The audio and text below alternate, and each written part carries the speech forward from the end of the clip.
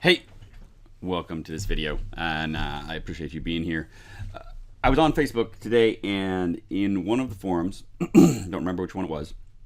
I searched, I saw it, and then it was on I saw it on my phone, and I wanted to answer it on my laptop, and I couldn't find the post again. It kind of bugged me.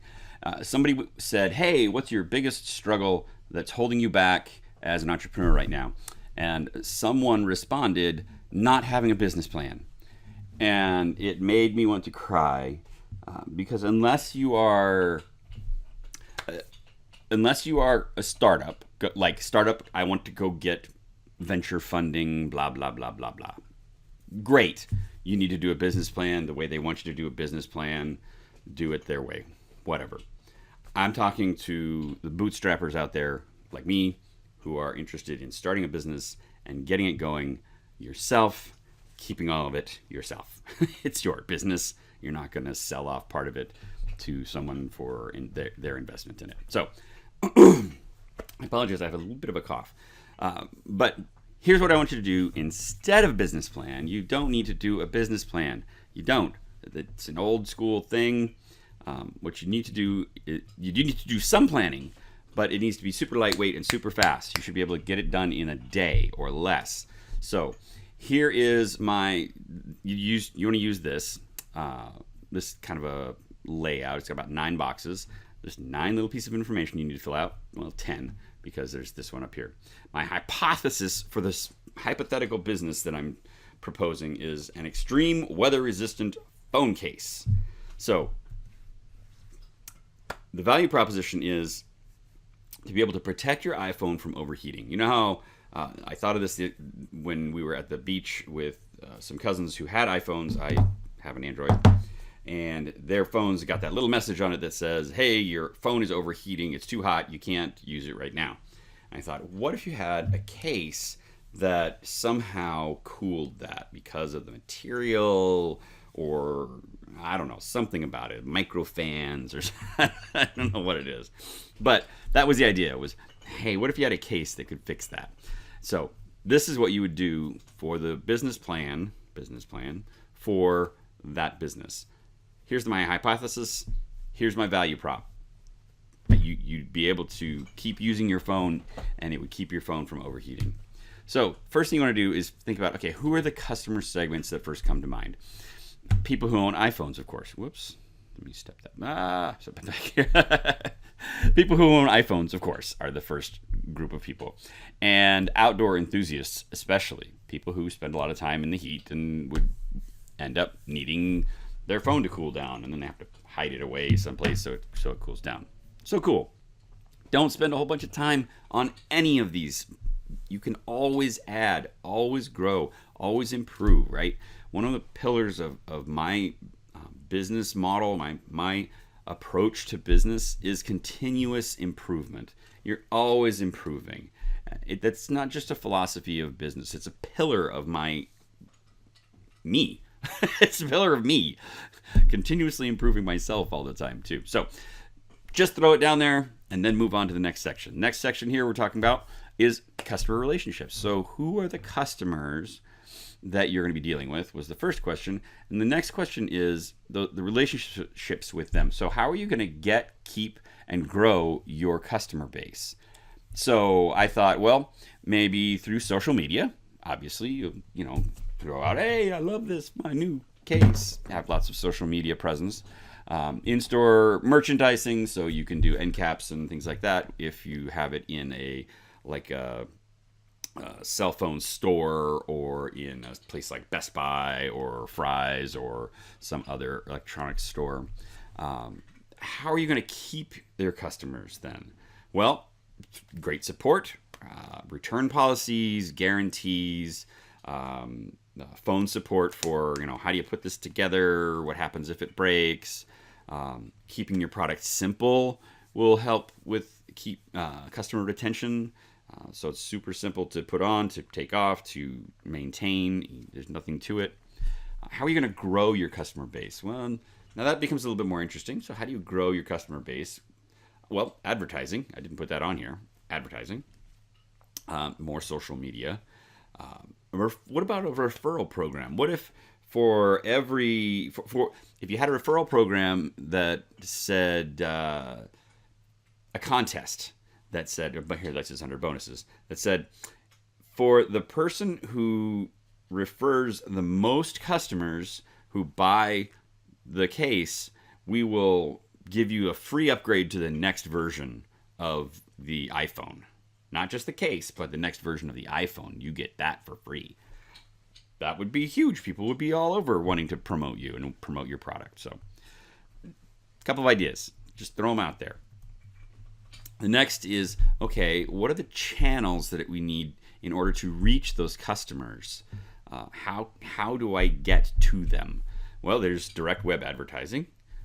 They can come and purchase off of a website, obviously. Maybe we'll stock it on Amazon. It would be stupid not to. You might have an affiliate program where people become part of your affiliate group, and they get a percentage when someone buys a phone through them.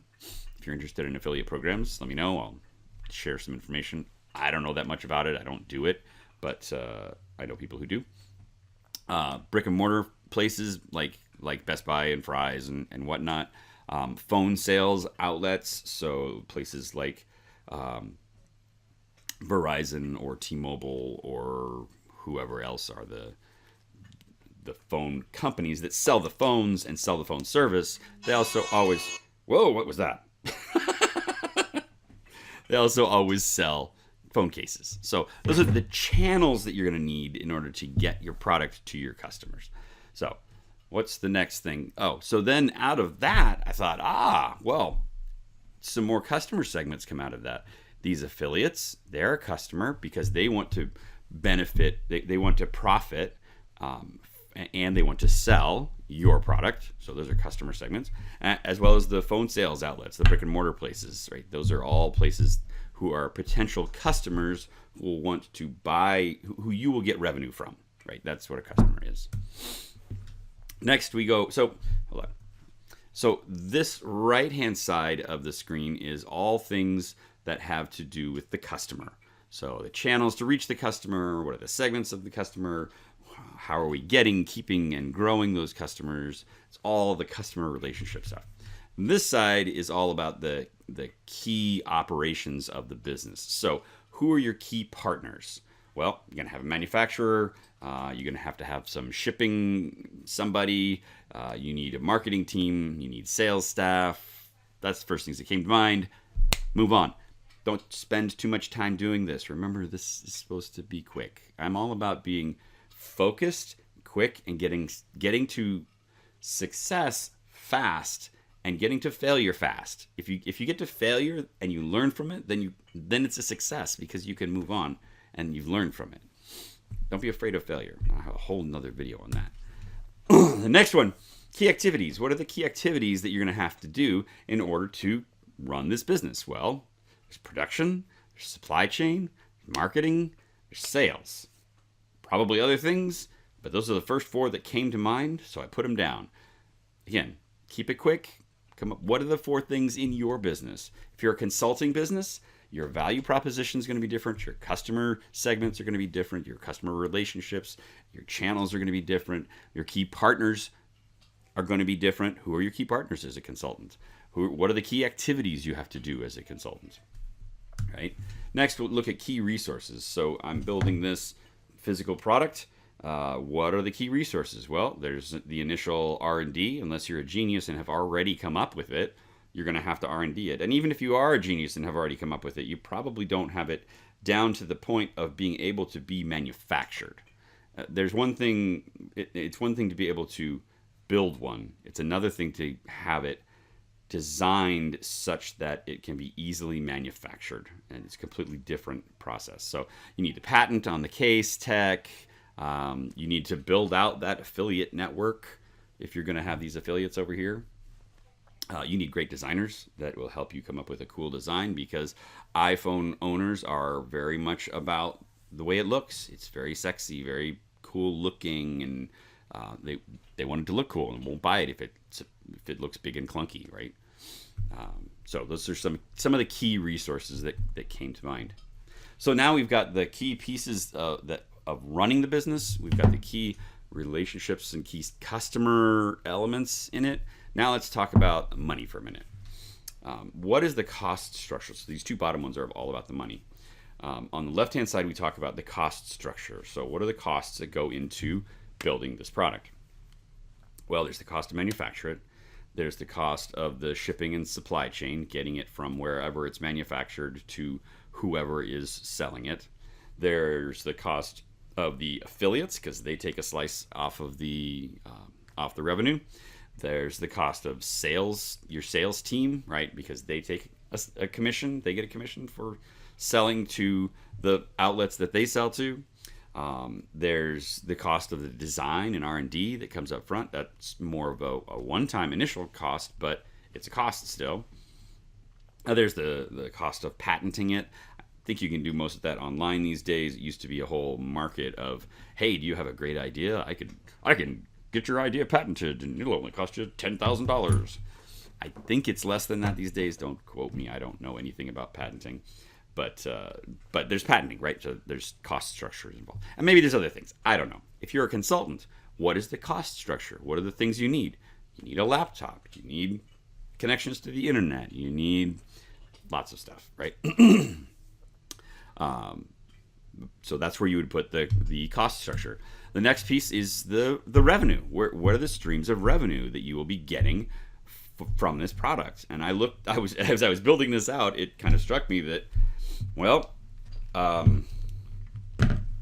that it's the case. That's the sales of the product are really the only revenue stream that I could think of. Maybe you've got a creative way of doing it and you can come up with something better. But sales of the product were the only revenue stream that I could come up with. And so I looked at this and went, you know what? This probably isn't going to be, just by looking at this, probably isn't a real viable proposal, a viable business, because sales of the product are not going to cover all of these costs. Whoops, sorry. They're very likely not going to cover all of these costs. Now, you could work it out and figure out what it is and be super optimistic and likely not accurate. Sorry, that's the way we are as entrepreneurs. We're super optimistic. But look at it, with a careful eye and say, does that make sense? Now, I thought about it too. If, on the other hand, I was a company that already made phone cases, I already had the manufacturer in place. See the key partners? I already had those key partners: the manufacturer, the shipping, the marketing team, and the sales staff. Already all hired. They're just selling other things. This is just one more product, right? Key activities: production, supply chain, marketing, sales. Already doing all of that. Just one more piece. Key resources: initial investment. Okay, still have to have that. Patent on the case technology. Still have to have that. Affiliate network. Already got it. Great designers. Already own them. So the cost structure, the cost to manufacture is an incremental cost, not a wholesale, not a brand new cost. It's we're going to just add this extra product to our product line, as long as the tech to build it wasn't like crazy. On the cost structure, your shipping and supply chain, you've already got all of those things. This is just another thing to add to that shipping and supply chain. Your cost of affiliates, all these things fall into place. And so it makes the sales of the product maybe make a lot more sense, because the costs are distributed across a larger product line, not just a single product line. So you might want to think about that when you're coming up with a product, or if you're coming up with a service. Great example, somebody like Frank Kern, who's he's a marketing guru, and he has products. He has many, many products that he can sell and or give away because they're digital products. And so when he is promoting a new product, a new something, he can add those things to it, and that increases the value of the initial thing that he's selling without causing him additional cost. If you don't have all those initial if you don't have 6 classes already in place that you can sell, right, recording of the class and all the materials already set up that you could just sell, it's much more difficult to break into that market and be that person that is selling straight without having all those extra things. So that being said, this is all you need to do for your business plan. Just look at what are the customer things, what are the key business activities, and then what's the money look like. Look at this, and this should give you a great idea of your business. Now, is this going to mean your business will be a success? I can't say that. Of course not. I can't prove. I am not guaranteeing that by any means. But what I am saying is, don't waste a whole lot of time with things that make sense for a large business when you're bootstrapping up something small. And the stuff behind me here, which is my annual planning that I'm doing right now, is some of these things that you're going to be doing on an annual basis anyway. Actually, probably some of it you'll be touching on a quarterly basis. So don't worry so much about that big fat business plan. Just do something like this on a 11 by 17 piece of paper, line it out, and you be done. All right. Thank you for being here. I appreciate you, and I appreciate you sticking around for the whole video. It's kind of a long one, but I hope it helped you. And when you're building your own one of these out, just bring this video up and pause it whenever you go through each section. And what did he say there? And how do I do that? Post comments down below if you want my help. Love to just chat about what each of these things means and how you use them. I use this same kind of tool with my clients when I work with them.